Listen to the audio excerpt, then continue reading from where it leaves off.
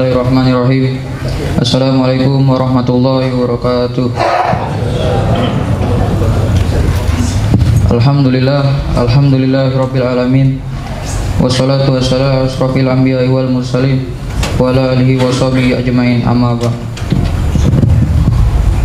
Jamaah salat Isya Masjid Al-Ikhlas yang mudah-mudahan dirahmati Allah Subhanahu wa taala. Yang pertama dan utama, marilah kita senantiasa memanjatkan puja dan puji syukur karena atas rahmat, taufik dan hidayahnya pada malam hari ini kita masih diberikan nikmat Islam dan nikmat sehat, sehingga kita mampu melangkah berkumpul, duduk bersimpuh di tempat yang mulia ini dalam rangka untuk melaksanakan sholat Isya, dan insya Allah akan dilanjutkan sholat tarawih dan sholat witir secara berjamaah. Salawat dan salam semoga dapat tercurah kepada junjungan kita baginda Nabi besar Muhammad SAW, juga kepada keluarganya, sahabat-sahabatnya, dan juga pengikutnya yang senantiasa menjalani sunnah-sunnahnya hingga akhir zaman. Semoga kita semua dihimpunkan di dalamnya. Amin. Hadirin jamaah sholat Isya yang mudah-mudahan dirahmati Allah Subhanahu wa taala. Sebelum sholat tarawih dimulai, izinkanlah kami dari DKM Masjid Al-Ikhlas menyampaikan beberapa informasi. Informasi yang pertama, yang bertindak sebagai imam sholat tarawih pada malam hari ini insya Allah akan dipimpin Bapak Ustadz Subhan Al-Fatih Al-Hafidh. Kedua, yang bertindak sebagai penceramah tarawih pada malam hari ini insya Allah akan disampaikan oleh Bapak Ustadz Dr. Andes Asep Lukman Hamzah SAG SPDI. Alhamdulillah beliau telah hadir di tengah-tengah kita. Ketiga, laporan keuangan. Untuk laporan keuangan, saldo pada tanggal 28 Maret 2023 berjumlah Rp7.509.000. Untuk pemasukan tanggal 29 Maret 2023 berjumlah Rp1.007.000. Sehingga saldo pada saat ini berjumlah Rp8.516.000. Alhamdulillah, jazakumullah. Terima kasih kepada para jamaah yang telah menyisihkan sebagian hartanya di jalan Allah. Mudah-mudahan Allah membalasnya dengan pahala yang berlipat ganda. Amin ya rabbal alamin. Informasi yang keempat, setiap hari di bulan Ramadan Masjid Al-Ikhlas mengadakan buka puasa bersama. Selain itu, DKM Masjid Al-Ikhlas menerima donasi infak buka puasa. Bila mana Bapak Ibu sekalian ingin memberikan infaknya, dapat menghubungi Bapak Yudi atau Bapak Adam Usmanto. Kemudian atas infak yang diberikan kami haturkan jazakumullah khairan katsir. Semoga Allah Subhanahu wa taala membalas dengan pahala yang berlipat ganda. Amin. Informasi kelima, kami menghimbau pada jamaah yang membawa putra-putrinya untuk dijaga demi kekhusyuan sholat berjamaah. Dan terakhir, bagi para jamaah yang membawa alat komunikasi, mohon dinonaktifkan terlebih dahulu. Sekian informasi yang dapat kami berikan, kurang lebihnya kami mohon maaf. Wabillahi taufiq wal hidayah. Wassalamualaikum warahmatullahi wabarakatuh. Bismillahirrahmanirrahim. Assalamualaikum warahmatullahi wabarakatuh. Ada pantun dulu nih biar enggak ngantuk. Beli salam ke toko Sarina. Cakepnya mana Pak? Beli salam ke toko Sarina, dibawa sama Pak Najib. Baca salam itu hukumnya sunnah, jawab salam hukumnya wajib. Afdhalus salam, assalamualaikum warahmatullahi wabarakatuh. Daun salam di atas meja, yang jawab salam insyaallah ahli surga. Amin ya Allah ya alamin. Yang tidak jawab saya tidak tanggung jawab. Alhamdulillahilladzi farada alaina siyama Ramadan alladzi unzila fihi al-Qur'an hudal linnas wa bayyinatin minal huda wal furqan. Asyhadu an la ilaha illallah wahdahu la syarikalah wa asyhadu anna Muhammadan abduhu wa rasuluhu la nabiyya wa la rasula ba'dah. Amma ba'du, subhanaka la ilma lana illa ma 'allamtana innaka antal alimul hakim. Shadaqallahul azim. Hadratal muhtaramin, para alimil ulama, para asatid di lingkungan Masjid Al-Ikhlas yang sama-sama kita muliakan, hadirin wal hadirat jamaah, para shaimin shaimat yang hadir pada malam hari ini, mudah-mudahan kita semua termasuk orang-orang yang mendapatkan ridha Allah Subhanahu wa taala. Amin. Syukur alhamdulillah senantiasa kita haturkan kehadirat Allah Azza wa Jalla atas segala limpahan nikmatnya, wabil khusus nikmat iman, Islam, nikmat ihsan, nikmat sehat, nikmat panjang umur, sehingga dengan tidak terasa alhamdulillah wa syukur malam ini adalah malam yang ke-9.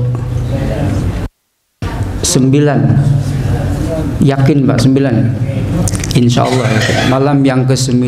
Tidak terasa alhamdulillah Idul Fitri 21 hari lagi. Masih lama Pak? Ya, sabar aja sambil nunggu. Ma'asyiral muslimin rahimani rahimakumullah. Kalau kita ingin menjadi sesuatu, maka harus berperilaku seperti sesuatu. Kita ingin jadi orang yang sukses, maka harus berperilaku seperti orang yang sukses. Kita ingin jadi orang kaya, harus berperilaku menjadi orang kaya. Termasuk kita ingin menjadi ahli surga. Tiap malam kita berdoa, nas'aluka ridhoka wal jannah wa na'udzubika watika wannar. Minta dimasukkan oleh Allah ke dalam surganya dengan ridhonya, dan minta dijauhkan oleh Allah dari kebencian dan nerakanya. Kalau kita ingin menjadi ahli surga, maka otomatis perilaku kita harus seperti ahli surga. Jangan kebalik, ingin masuk surga tapi kelakuan ahli neraka. Saya curiga jangan-jangan punya orang dalam gitu di surganya. Kenapa? Karena kalau kita ingin menjadi ahli surga, maka harus berperilaku seperti ahli surga. Apa saja ahli surga itu? Dalam salah satu hadis Rasulullah SAW ada 4 komunitas yang dirindukan oleh surga. Syukur kalau kita bisa 4-4-nya melaksanakan, minimal paling tidak ya 1 dari yang 4. Ya masuk empernya aja surga itu sudah alhamdulillah. Masuk emperanya sudah adem, sudah enak, apalagi kalau masuk ke dalam surganya. Yang pertama, orang yang dirindukan oleh surga itu adalah talil Quran. Tala yatslu tilawatan fahuwa talin. Artinya orang yang membaca Al-Quran. Tala itu berbeda dengan qiraah. Qiraah itu membaca tanpa teks. Maka ketika Rasulullah di Hira diperintah oleh malaikat Jibril, ya Muhammad iqra. Itu dalam kondisi gelap, kemudian Nabi Muhammad didekap disuruh baca. Nabi Muhammad bilang, ma'ana biqari, saya nggak bisa baca. Ada lagi yang mengatakan maknya istifham, ma'ana biqari, saya harus baca apa? Nah, itu qara'a yaqra'u qira'atan, membaca tanpa teks. Tapi kalau tala yatslu tilawatan, artinya membaca di depannya ada teks. Maka di dalam surah Al-Ankabut ayat 45 disebutkan utslu ma uhiya ilaika minal kitab wa aqimis shalah. Utslu, tala yatslu tilawatan, fi'il amarnya utslu. Membaca Al-Quran itu termasuk salah satu bagi umat Islam itu yang diwajibkan kepada kita. Dan Rasulullah SAW pernah menyampaikan, khairukum man ta'allamal Quran wa 'allamahu. Sebaik-baiknya kalian itu adalah orang yang belajar Al-Quran dan mengamalkannya. Lalu ada sahabat yang bertanya, kalau begitu ilmu yang lain tidak baik? Oh bukan. Kenapa Rasulullah mengatakan khairukum man ta'allamal Qur'an wa 'allamahu, karena belajar Al-Qur'an sesungguhnya belajar seluruh ilmu pengetahuan yang ada. Secara prinsip Quran sudah mengajarkan. Mau belajar apa kita? Di Quran secara prinsip belajar ekonomi sudah ada. Belajar politik sudah ada. Belajar jualan sudah ada. Malah ayat ekonomi itu paling panjang dalam Al-Quran. Surat 2 ayat 281, hampir setengah lembar. Jadi kalau kita belajar Al-Quran, sesungguhnya belajar seluruh ilmu yang ada. Maka Rasulullah mengatakan di dalam hadis lain disebutkan, Iqra'ul Quran fa innahu ya'ti yaumal qiyamah syafi'an li ashabi. Bacalah oleh kamu Al-Quran, karena Quran itu nanti di hari kiamat akan menjadi syafaat, akan menjadi syafaat bagi orang yang membacanya. Konon katanya orang yang hafid Al-Quran itu bisa mensyafaati 70 keluarganya. Subhanallah, luar biasa. Bisa menolong 70 keluarganya bagi orang yang hafid terhadap Al-Quran. Cuman sayang, seribu sayang, kita umat Islam itu banyak yang jauh dari Al-Quran. Bahkan tidak sedikit yang tidak bisa baca Al-Quran, lebih jauh tidak faham huruf Al-Quran. Bapak klik tanya sama Syekh Yahya atau Kiai Google, 60% di situ nanti akan keluar umat Islam di Indonesia itu 60% itu tidak bisa baca Al-Quran, buta huruf Al-Quran. 40% baru bisa baca, terbata-bata. Alhamdulillah terbata-bata daripada tersemen-semen kan. Berat kalau tersemen-semen, kena kaki sakit gitu. Masih terbata-bata, alhamdulillah.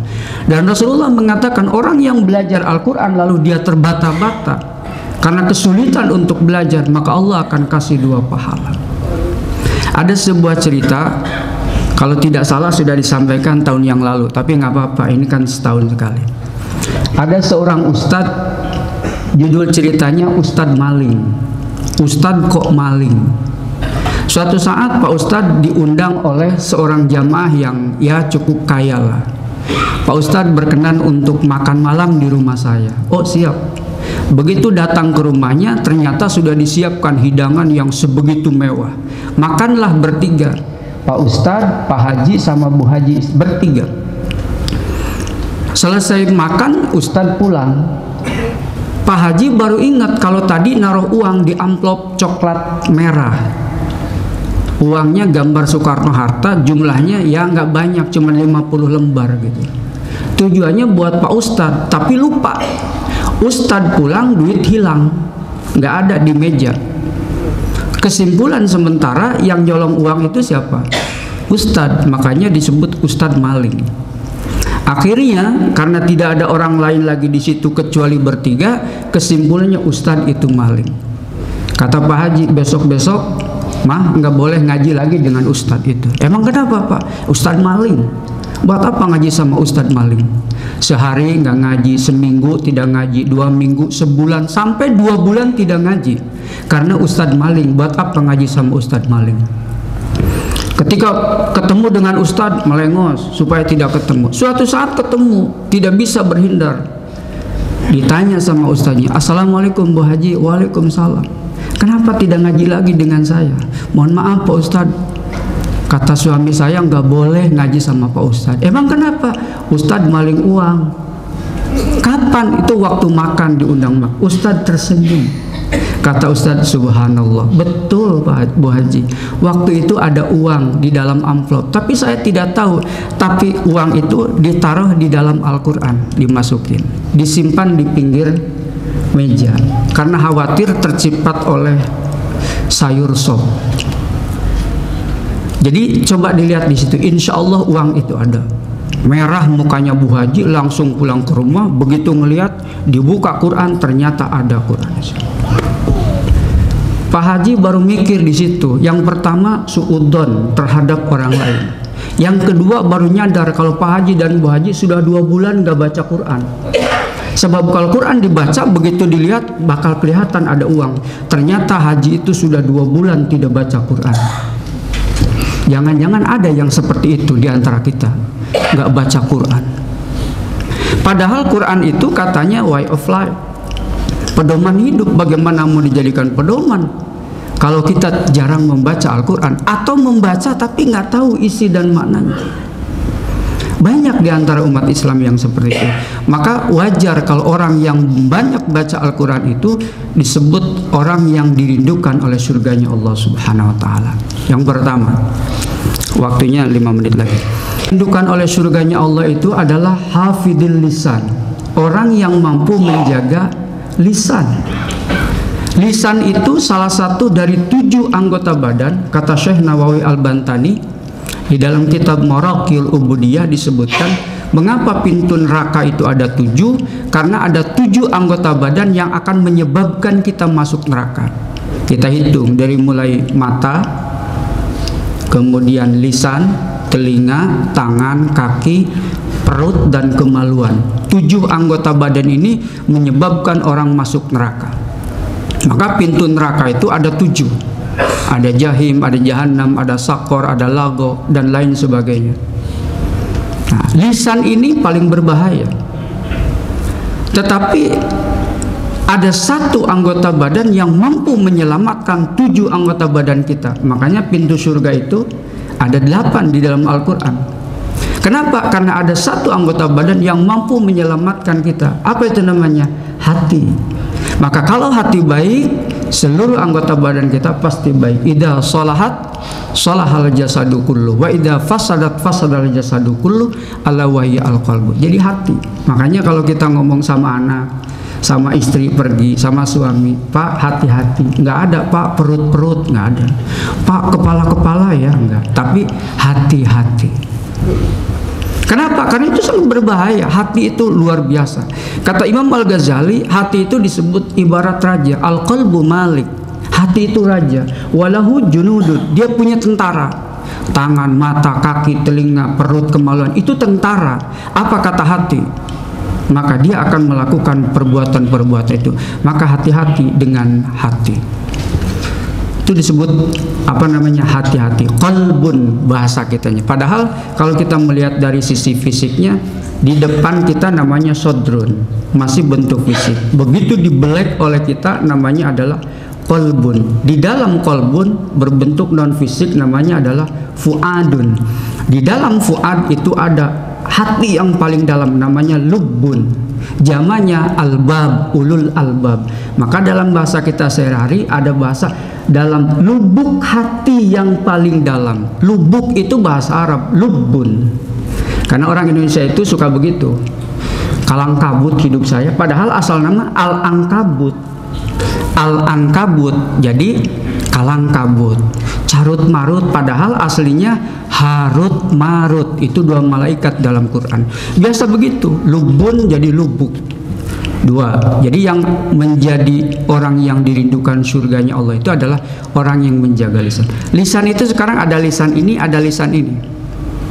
Kalau dalam surat Yasin, al-yauma nakhtimu ala afwahim wa tukallimuna aydihim. Jangankan di akhirat, di dunia aja. Ambil HP, tek tek tek tek.